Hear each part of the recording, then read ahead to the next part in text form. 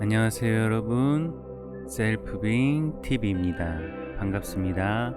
환영합니다. 좋아요, 구독, 알람 설정은 좋은 영상 제작에 큰 힘이 됩니다. 오늘 여러분에게 리뷰를 해드릴 도서는요, 사막을 건너는 6가지 방법이라는 책입니다. 김영사에서 출간되었고요. 저자는 스티브 도나휴, 옮기는 고상숙 선생님이시네요. 먼저 간단하게 스티브 도나휴라는 저자에 대한 설명을 해드리겠습니다. 스티브 도나휴는 유럽을 여행하던 20대의 어느 날, 그는 파리의 매서운 추위에 질려 그해 겨울을 뜨거운 태양이 장렬하는 서아프리카 해변에서 보내겠다는 계획을 세웁니다. 비행기표를 살 돈이 없어서 남의 차를 빌려 타고 시작한 여행은 알제리에 이르러 세계 최대 사막인 사하라 사막 종단으로 이어집니다. 따뜻한 남쪽 해변으로 간다는 목표 외에는 아무런 계획도 상세한 일정도 없이 생사의 기로를 넘나들며 수십일간 길을 찾아 헤매면서 그는 불확실한 인생의 사막을 헤쳐갈 지혜를 얻게 됩니다. 사하라 사막 여행은 이후 몇 차례 직업을 바꾸고 결혼과 이혼의 과정을 거쳐 자녀를 키워낸 그의 개인적인 삶에 심대한 영향을 끼치는 한편 세계적 컨설턴트로서 독창적인 변화 관리 모델을 만들어내는데 결정적인 단초를 제공하게 됩니다. 그는 개인과 조직의 변화, 팀워크, 삶의 균형, 다양성, 혁신, 재능 발견 등에 관해 조언을 들려주는 컨설턴트 및 연사로 활동하고 있습니다. 고객으로는 AT&T, IBM, P&G, 아메리카은행, 유니레버, 패스트푸드, 몰슨 캐나다, 폭스바겐 캐나다사 등이 있습니다. 인커리지사와 함께 전환기에 들어선 기업들을 위한 경험적 변화 관리 시뮬레이션 프로그램 쉬프팅 샌즈를 개발했습니다. 현재 브리티시 컬럼비아 밴쿠버 아일랜드에서 10대 자녀들과 함께 살고 있습니다. 저자 서문. 사하라 사막에 대한 첫 번째 연설은 나 자신도 놀란 그런 연설이었다. 그때 나는 아스팔트 도로 시공자 협회의 모임에서 연설을 했는데 이들은 여느 청중들과는 아주 다른 까다로운 청중으로 악명이 높았다. 나는 어디서부터 이야기를 풀어나가야 할지 눈앞이 깜깜했다. 그러다 불현듯 사하라 사막을 가로지르는 포장도로가 떠올랐다. 이 포장도로는 사막 위를 달리다가 갑자기 어느 지점에서 뚝 끊겨버린다.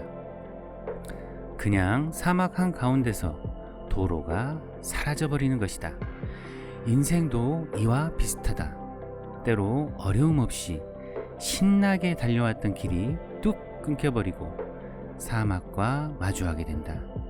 뜻밖에도 시공자들은 내 이야기를 아주 즐겁게 들어주고 슬라이드도 열심히 보아주었다. 그래서 나는 사하라 사막을 건너는 것에 내 프리젠테이션에 초점을 맞추기로 했고 이때부터 내 연사 경력은 날개를 달게 되었다. 사막과 관련된 은유의 힘에 대해서 내가 또 한 번 놀라게 된 것은 전혀 예상하지 못한 곳에서였다. 바로 비행기에서 내 옆자리에 앉았던 등반가였다. 이 등반가는 에베레스트 등반으로 유명한 동기 유발 연사였다. 나를 연사로 초청했을 수도 있었던 고객이 나 대신 이 사람을 선택했던 적이 최소한 한 번 이상 있었다. 그 사람은 나보다 연사료를 2배는 더 비싸게 받았고 나보다 3배는 더 바쁘게 뛰고 있었다. 어쩔 수 없이 나는 이 사람에 대해 은근히 질투를 느끼고 있었다. 하지만 내 옆자리에 앉게 된 그 사람은 아주 호의적으로 보였고 나는 그와 같이 술을 몇 잔 하고 나니 아주 편안한 마음이 되었다. 그 사람은 아라비아 사막을 횡단하고 그 경험을 토대로 책을 쓸 것이며 연설도 할 계획이라고 말했다. 나는 술을 한 잔 더 주문했다. 비행기 안에서 술이 들어가고 산소가 부족하면 난폭한 행동을 하는 승객들이 생긴다. 이런 상황에서 좀 더 평범한 부작용을 보이는 승객들도 있다. 바로 말이 많아지는 것이다. 내 입이 마음대로 짓거리기 시작한다. 바로 옆자리에 앉아있는 사람이 나를 위한 심리치료사가 되었다가 오래전에 헤어졌던 친구가 되었다가 정신적인 조언자가 되기도 한다. 다행히도 그때 우리는 둘 다 이 수다병에 걸려서 아주 열심히 대화를 나누었다. 그 사람은 나에게 사막을 건너는 방법에 대한 실용적인 질문들을 던졌다. 나는 그 사람이 아마 1000번쯤은 들었을 법한 그런 질문을 했다. 에베레스트 산 꼭대기는 크기가 얼마나 됩니까? 작은 식탁만 합니다. 그가 대답했다. 그거 뜻밖인데요. 나는 말했다. 사하라 사막을 건널 때는 사막이 도대체 어디서 끝나는지 도저히 알 길이 없습니다. 정상도 없고 국경도 없어요. 자, 여기서부터는 사하라 사막과 작별입니다. 안녕히 가세요. 라는 표지판 같은 것도 없습니다. 그는 웃으며 머리를 흔들었다. 사막에 가보면 사막이 산과는 많이 다르다는 걸 금방 알게 되겠지요. 비행기가 땅에 착륙했을 때는 이미 밤이 깊었다. 우리는 서로 연락하며 지내기로 하고 작별 인사를 나누었다. 수화물이 나오기를 기다리는 동안 나는 줄곧 산과 사막에 대해 생각했다. 산과 사막은 인류가 가지고 있는 가장 강력한 상징물이라고 할 수 있다. 인류 역사상 수많은 문화권과 대부분의 종교권에서 이 상징물을 이용하여 가치관과 가르침을 전파했다. 내 옆자리에 앉았던 그 사람의 말이 옳았다. 말 그대로 산과 사막은 서로 같을 수 없다. 그리고 은유적으로 아주 다르다. 인생에서 변화를 겪는 시기에 우리가 허우적거리는 것은 인생의 양상이 끊임없이 변하기 때문에 산을 탈 때처럼 전략적인 계획을 세우고 목표를 달성해 나가는 것 자체가 불가능해서가 아닐까. 그 당시 내가 고민하고 있던 이혼이라는 문제도 결코 미리 계획했던 일이 아니었다. 합병과 구조 조정을 겪고 있는 대기업 회사원들은 달성할 수 없을 목표를 세우고 계속 변화하는 계획을 세우는 일에 훨씬 더 심하게 시달리는 것처럼 보였다. 나는 우리가 모든 것을 달성해야 할 목표로 생각하는 것을 그만두면 우리네 인생이라고 하는 것이, 그리고 그 피할 수 없는 전환기라고 하는 것이 조금은 덜 힘들고 조금은 더 충만해지지 않을까 하는 생각을 하게 되었다. 사실 목표라고 하는 것은 정상까지 올라가는 길을 보여주는 정확한 지도만 있으면 달성할 수 있다. 그 후로 몇 년의 세월이 흐르고 은유적인 사막을 몇 번 더 겪은 뒤 내가 경험했던 모든 경이와 방황을 이 책으로 엮었다. 지금 나 자신도 이렇게 책을 완성했다는 사실을 믿기 어렵다. 내 생각과 경험들이 지금 나름대로 변화의 사막을 건너고 있을 여러분에게 도움이 되었으면 좋겠다. 이렇게 저자서문이고요. 다음으로 사막을 건너는 6가지 방법에 대한 리뷰를 해드릴 건데요.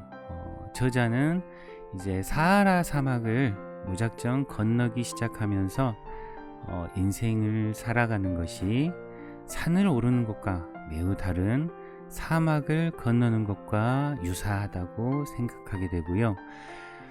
사막을 건너는 동안 사막을 건너는데 유용한 6가지 방법을 마련하게 됩니다. 정립하게 된 것이죠. 자, 그 첫 번째는 지도를 따라가지 말고 나침반을 따라가라. 자, 지도라고 하는 것은 항상 변하고요. 목적지가 정해져 있죠. 그래서 목적지에 도달하는 게 목표가 되는 거죠. 하지만 나침반이라고 하는 것은 방향성을 가리킵니다. 나의 방향만 옳다면, 나의 방향만 맞다면, 옳다면이라기보다는 나의 방향이 내 내면의 마음의 방향과 맞다면 지금 여기는 굉장한 의미를 갖게 된다, 이런 거죠. 자, 첫 번째는 지도를 따라가지 말고 나침반을 따라가라. 두 번째, 오아시스를 만날 때마다 쉬어가라. 자, 오아시스라고 하는 것은 우리가 삶에서 어떤 여유 공간을 말하는 거겠죠. 우리가 보통 이야기하는 휴가 같은 개념, 혹은 내가 잠시 책을 좋아한다고 하면 이렇게 독서를 하면서 산매경에 빠진다거나 영화를 보면서 주의환기를 한다거나 이런 식의 내가 지금 갇혀있는 듯한 어떤 느낌에서 살짝 벗어나서 여유 공간을 되찾는 곳을 오아시스라고 합니다. 그리고 사막에는 오아시스가 항상 많지 않으니 만날 때마다 쉬어가면서 충전해라, 이런 거죠. 자, 세 번째, 모래에 갇히면 타이어에서 바람을 빼라. 사막을 건너다 보면 푸슈푸슈라고 하는 아주 모래 구덩이에 갇힐 때가 있죠. 우리가 인생을 살아가면서도 빠져나올 수 없는 어떤 모래 구덩이에 갇힌 것 같은 느낌을 받을 때가 있습니다. 우리가 어떤 문제라고 생각할 때 그러겠죠. 돈에 관한 문제, 건강에 관한 문제, 관계에 관한 문제. 자, 이런 모래 구덩이에 빠졌을 때 가장 좋은 방법은 자기 자아라고 하는 타이어에서 바람을 빼는 것이라고 합니다. 다음 방법인 네 번째, 혼자서 함께 여행하기. 자, 이거는 마이너 라이너 릴케의 시를 떠올리게 하죠. 둘이 이때 둘 사이에 바람이 통하게 하라라는 거. 혼자서 여행을 하지만 우리는 각자의 삶을 살아가죠. 하지만 그러면서도 사회적 관계를 유지하라라는 얘기입니다. 다섯 번째, 캠프파이어에서 한 걸음 멀어지기. 이걸 다른 이야기로 하면요, 익숙함에서 낯섦으로 가라라는 얘기예요. 우리가 익숙한 환경, 문제에 부딪히면 나의 관계나 어떤 내가 의존하는 것들을 굉장히 매달리게 되죠. 그런데 그게 매달리게 되면 꽤 많은 상처를 받기도 합니다. 근데 상처를 받고 물러서기도 하죠. 그리고 비로소 물러섰을 때 또 다른 하나의 길이 열리기도 합니다. 근데 이제 이걸 저자는 캠파이어라고 얘기를 하죠. 가족이나 혹은 직장이나 내가 믿었던 돈이나 내 건강이나 이런 내가 의존하고 있던 것들에서 한 발짝 떨어져 보라는 얘기입니다. 여섯 번째, 허상의 국경에서 멈추지 말라. 자, 이 이야기는 허상의 국경이라고 하는 것은 우리 자아가 성장하면서 만들어낸 나 자신에 대한 한계입니다.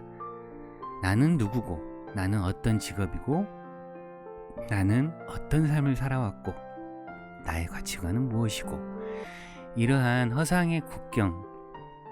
근데 국경이라고 하면 마치 끝이라고 생각하고 다른 세계로 넘어가는 경계잖아요.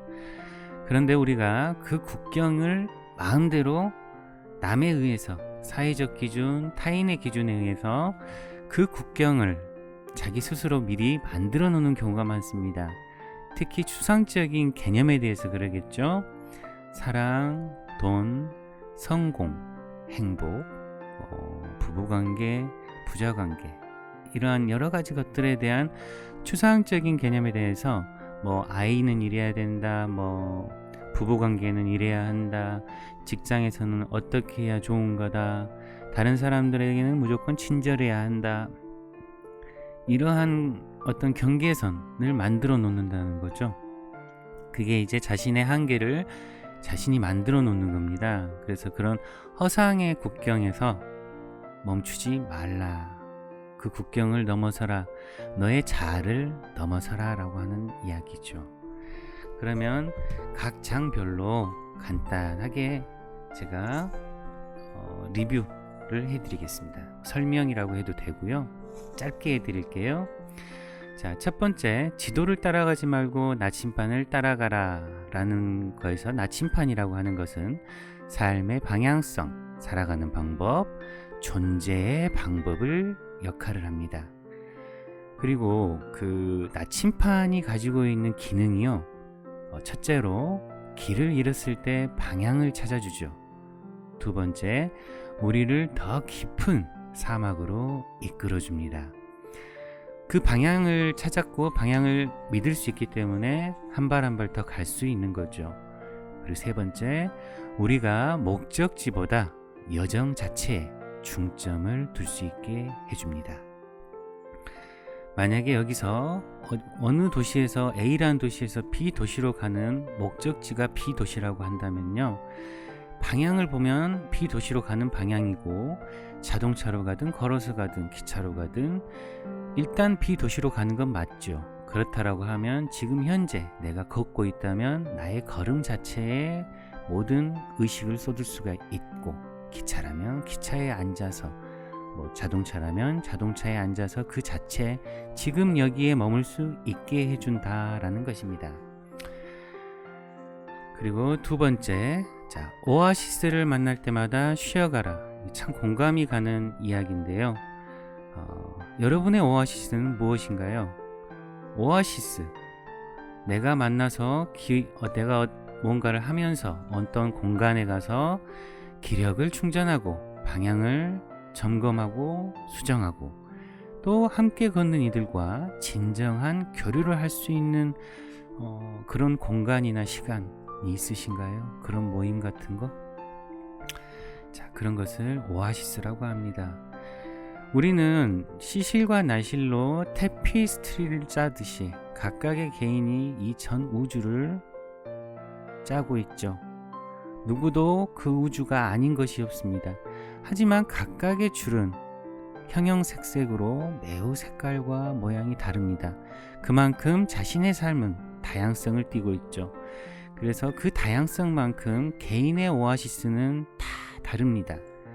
하지만 안타깝게도 우리는 어떤 미디어라거나 어떤 성공했다고 하는 사람들 모방 본능이라는 게 있어가지고 뭔가를 보면 그것이 되게 좋아 보이죠. 자기 자신에 대한 불만족에서 출발하기 때문에. 그래서 그 사람이, 다른 사람들이, 내가 되게 성공했다라고 하는 사람들, 부러워하는 사람들이 이게 되게 휴식이에요 하면 그걸 휴식이라고 생각하고 돈을 열심히 모아서 그 휴식 장소로 간다거나 하죠. 하지만 마음의 휴식이 없죠. 그래서 이제 저자는 종일 혼자 일을 한다면 어떤 사회적 관계, 디지털 사막이라면 자연을 접하는 것, 이런 식으로 이야기를 합니다. 각각의 오아시스를 찾고, 또한 그 오아시스를 침범하는 거, 예를 들어서 휴대전화, 노트북, 이메일 확인하는 버릇, 팩스, 또는 가족 관계, 연인, 이러한 나만의 오아시스를 방해하는 것은 경계하고 차단하라고 합니다. 세 번째, 자, 모래에 갇히면 타이어에서 바람을 빼라 그랬죠. 자, 여기서 인생이라는 사막에서 만나는 모래 언덕이라고 하는 것은요, 주로 큰 변화의 지점입니다. 이혼, 사랑하는 이의 죽음, 자신의 불치병, 실직 등을 들 수가 있겠습니다. 이런 이제 모래 언덕 같은 변화의 지점에 도달하게 되면 지금껏 우리가 생존했던 방식, 즉 노력이나 끝까지 밀어붙이기 등의 방법이 더 이상 통하지 않게 되고, 이에 따라서 좌절이나 혼란에 빠지게 되죠. 하지만 이런 모래 언덕은 나의 삶의 방식을 점검하고 새로운 방법을 도입하는 기회가 되기도 한다고 합니다. 자, 모래 언덕에서 저자가 푸슈푸슈라고 하는 그 모래 언덕을 빠져나올 때 아무리 엑셀을 밟아도 계속해서 자동차는 모래로 빠져 들어가죠. 그래서 최종적으로 타이어에 바람을 뺍니다. 그러면 모래와 닿는 면적이 넓어지면서 자동차가 빠져나올 수 있게 되죠. 이것처럼 자, 삶에 대한 수용의 자세를 갖는 걸 이야기합니다. 자아의 바람을 뺀다는 것은요, 나라고 생각했던 것, 내가 누군데 하는 관점, 그리고 또한 인정받고 싶었던 욕구, 그리고 사랑받고 싶었던 욕구, 그리고 이 세상을 통제하려고 했던 욕구, 자, 이런 욕구들의 바람을 후 하고 빼주는 겁니다. 타이어 바람 빼듯이요. 그러면 나의 실제 자아가 면적이 넓어지죠. 거짓 자아가 바람이 빠지면요, 진 자아의 면적이 넓어집니다. 그러면서 되게 수용적인 태도, 겸허한 태도로 돌아가게 되고, 그 상태에서 문제의 해결이 이루어진다, 이런 이야기죠. 자, 네 번째, 혼자서 함께 여행하기. 자, 이걸 이제 저자는 등 뛰어넘기식 달리기라고 하는데요.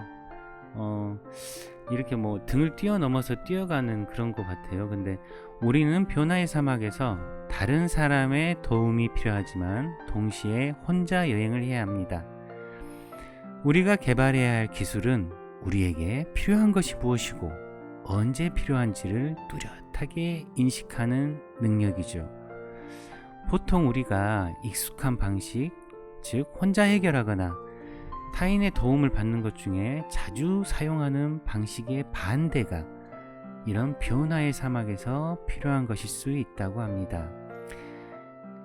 익숙한 방식으로 살다가 지금까지 익숙한 방식으로 살다가 이런 위기 상황, 즉 변화의 사막을 마주했기 때문에 익숙한 방식을 아주 낯선 방식으로 반대로 돌려보는 게 필요하다는 거죠.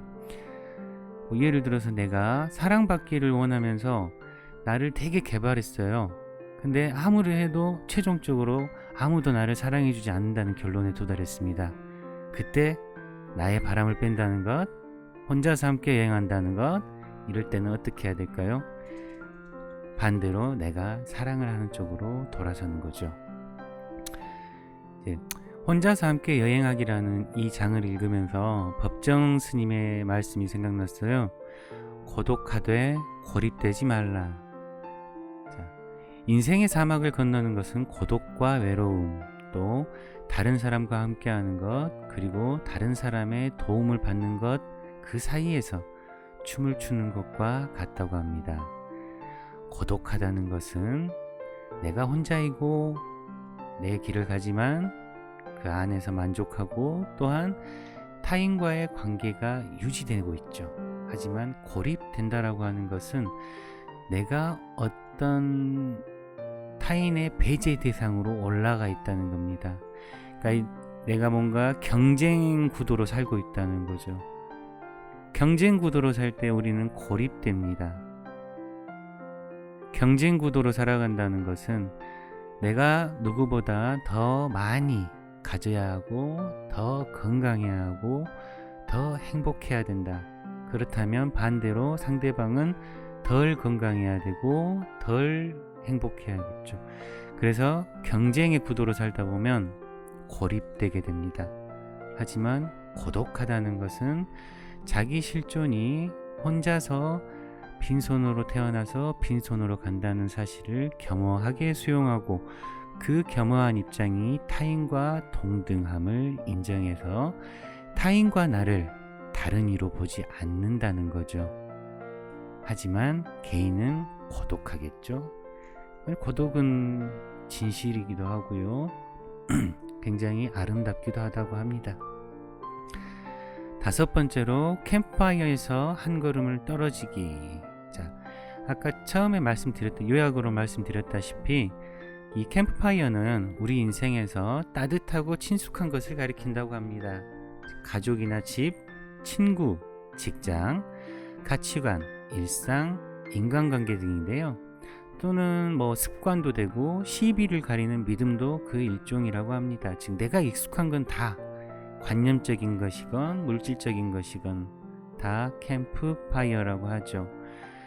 그리고 우리는 위기의 시기에 이 캠프파이어, 우리가 의존하는 우리가 익숙한 것들을 더 크게 지피려고 노력하죠. 즉 이것들을 더 강하게 하려고 합니다. 가족이 이별하려고 하면 만약에 이혼의 위기예요. 그러면 더 매달리게 되는 그런 거죠. 또는 직장에서 실직 위기에 있으면 안 잘리려고 온 몸을 던져서 투신하는 겁니다. 오히려 이제 저자는 이런 변화의 시기에는 멀어지라고 합니다. 이런 캠프파이어에서 잠시 멀어질 때 세계의 참모습 그리고 나의 참모습이 보인다고 하죠. 이제 저자가 저희한테 독자한테 하는 질문이 이거죠. 나의 캠프파이어는 무엇인가? 2번째, 변화의 어두운 사막을 가기 위해 준비해야 할 것은 무엇인가? 3번째, 현실적으로 그러한 계획이 전부 가능한가? 4번째, 2단계의 준비를 마치면 모든 것이 순조롭게 돌아갈 것인가? 즉 변화의 어두운 사막을 가기 위해 준비해야 할 것이 무엇인지 안다면 그 준비를 마치면 모든 게 순조롭게 돌아갈 것인가? 3번, 4번 즉 그 계획이 전부 가능하지 않고 준비해야 할 것을 다 준비했더라도 모든 것이 순조롭게 돌아가리라는 100% 확신이 없다면 준비하지 않기라는 개념을 떠올려 보라는 겁니다. 확실성에서 불확실성으로 옮겨가라는 거죠. 예. 하지만 이 이야기는 무사안일주의나 알면서도 위험한 상황으로 치달으란 말이 아닙니다. 즉 준비하지 말아라가 아니라 완벽한 준비란 불가능하기 때문에 신경증적인 노력은 하지 말라는 거죠. 의도를 내려놓고 있는 그대로 지금 여기 현실을 살아가라 라는 프레임의 전환을 이야기합니다. 자, 마지막으로 허상의 국경에서 멈추지 말라. 자, 이 허상의 국경은 나의 자아가 만들어낸 허상의 나의 그 모습이라고 생각하시면 됩니다. 그래서 이제 저자는 허상의 국경은 현재의 나와 앞으로 변화한 후의 내 모습을 가르는 경계선이라고 얘기합니다. 그리고 이 경계선을 건너면 통제력을 상실할까봐, 즉 나의 변화 자체를 두려워하는 나의 에고적 자아의 모습이라고 하죠. 또한 이 허상의 국경, 즉 나의 에고, 나의 허상의 자아는 잘못된 신념과 잘못된 두려움, 그리고 우리가 진실이라고 생각하는 잘못된 가정이 지배하고 있다고 합니다. 저는 이제 이걸 보면서 바이런 케이트의 4가지 질문이 떠올랐어요.